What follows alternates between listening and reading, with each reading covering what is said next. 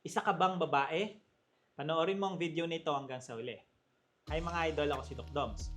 And welcome back to my channel. Para sa mga bago lang sa channel ko, I'm a board-certified ophthalmologist and a retina specialist here in the Philippines. So if you want medical and eye contents, please don't forget to hit that subscribe button, turn on that notification bell for more videos like this. Pero disclaimer lang po, ang mga videos na ginagawa ko ay hindi para mag-diagnose ng mga iba't ibang sakit nyo sa mata dahil mahirap po mag-diagnose sa ganitong platform. Bagkos ito ay para mas maintindihan nyo yung mga iba't ibang sakit nyo sa mata na na-diagnose na po sa inyo. Ang pagpapacheck up sa inyong mga ophthalmologist ay ine-encourage. And for today's video, pag-usapan naman natin kung paano nga ba naapektuhan ng hormonal changes ang mata ng mga kababaihan. Tara, let's discuss. Alam naman natin na maraming pagbabago ang nangyayari sa mga hormones ng mga babae. Nandyan yung kapag meron silang dalaw kada buwan, kapag sila ay nabuntis, at lalong-lalo na kapag sila ay nagmenopause na or hindi na sila dinadatnan, ay may mga pagbabago sa kanilang mga hormones. At pwede nitong maapektuhan ang kanilang mga katawan, lalong-lalo na ang kanilang mga mata. Hindi madalas pag-usapan pero mahalaga ang papel ng mga hormones sa ating mga mata. So kung kayo ay babae, nasa edad 40 pataas, at may mga nararanasan ng pagbabago sa inyong mga katawan, ay manatili lamang kayo dahil marami kayong matututunan sa video na ito. Pero bago tayo pumunta sa epekto ng hormones sa ating mga mata, unahin muna natin ano nga ba ang mga hormones. Ang mga hormones ay mga kemikal na nagsisilbing mga mensahero sa ating katawan. Sa mga kababaihan, ang pangunahing hormones ay ang mga estrogen at progesterone na pwedeng magkaroon ng epekto sa iba't ibang parte ng katawan, pati na rin sa mata. Tumataas ito kapag nabuntis ang isang babae at pwedeng mag-cause ng iba't ibang epekto sa kanilang katawan. Ang menopause naman ay natural na bahagi ng pagtanda ng isang babae. Karaniwang nangyayari ito sa edad na 45 to 55 years old. Ito yung pagtigil ng buwan ng dalaw nila at higit pa doon ay ang pagbaba ng hormones nila na estrogen. So narito yung mga pwedeng epekto ng hormonal changes ng mga babae sa kanilang mga mata. Una, pinakamadalas ay ang dry eyes or yung mabilis na pagtuyo ng mata. Isa sa pinakakaraniwang reklamo ng mga kababaihan na nasa menopause na ay ang mabilis na pagtuyo ng mata or dry eyes na pwedeng magdulot ng paghapdi ng mata, pagluluha, pamumula, at yung pakiramdam na parang may puwing sa loob ng mga mata. Bakit? Dahil ang estrogen ay meron ding kinalaman sa pag-produce ng mga luha. Kapag bumaba ang estrogen, ay bumababa din ang kalidad at dami ng luha na napoproduce ng mata na pwedeng mag-cause ng mabilis na pagtuyo nito. May video na nga pala akong nagawa about dry eyes para sa mas detalyadong discussion about sa sakit na ito. Pangalawa ay ang blurred vision or malabong paningin. May mga babae rin na nagrereklamo naman ng panandaliang paglabo ng kanilang mga paningin. Minsan, meron itong kinalaman sa fluctuating or pabago-bago nilang hormone levels. Lalo na kapag parating na sila sa kanilang menopause stage. Ang pabago-bagong hormone levels kasi ay pwedeng mag-cause or magpalala ng error of refraction or grado sa mata. Pwede kasing magkaroon ng pagkapal ng cornea na isa sa mga nagkokontrol ng grado sa mata. Tapos yung nabanggit pa natin na dry eyes kanina, ay pwede rin itong mag-cause ng temporary or panandali ang paglabo ng paningin dahil natutuyo ang mata at nahihirapan itong mag-focus. Pangatlo ay nagkakaroon din ng mataas na risk na magkaroon ng ibang sakit sa mata tulad ng maagang katarata at macular degeneration. Ito ay kadalasang mga sakit sa mata ng dahil sa pagtanda or aging.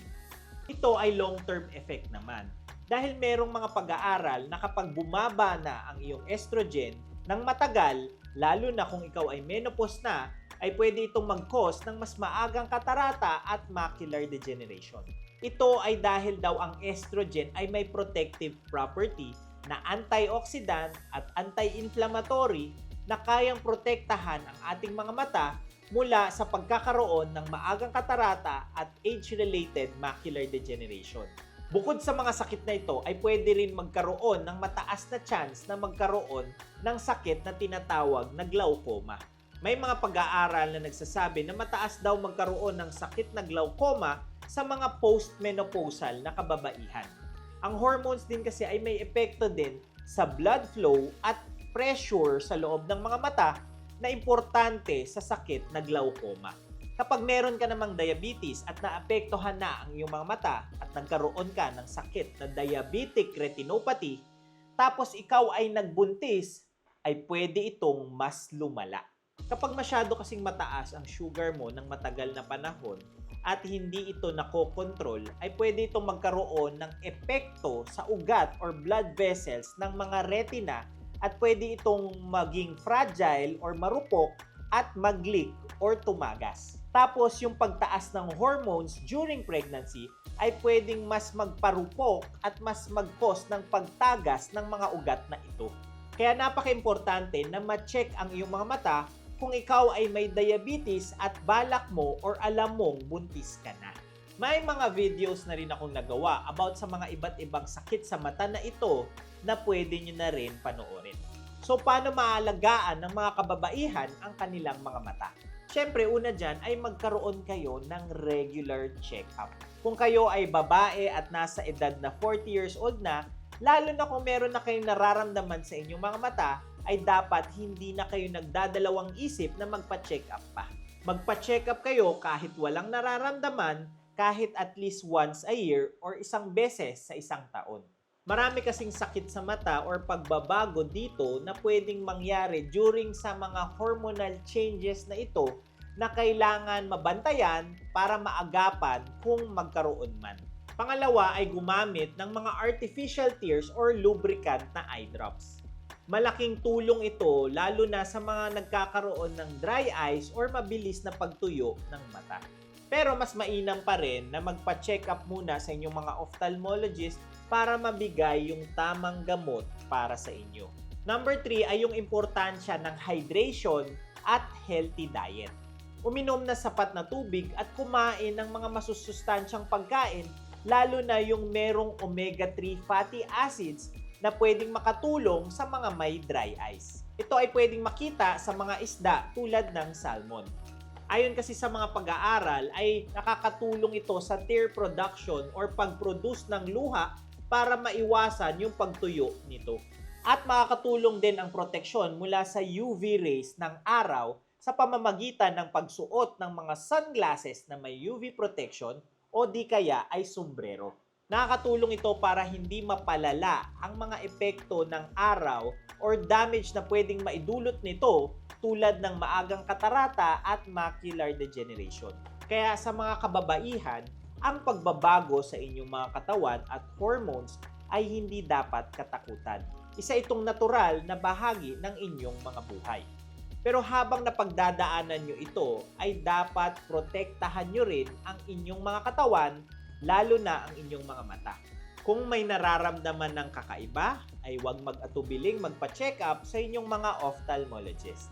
Ika nga nila, prevention is always better than cure. And that's it for today's video. Ngayon, alam nyo na yung epekto ng hormonal changes ng mga babae sa kanilang mga mata. Please don't forget to like, comment kung may mga questions or suggestions kayong topics, subscribe, and hit that notification bell for more medical and eye contents. Ngayon, mas may alam ka na. Ako po si Doc Doms. See you on my next video.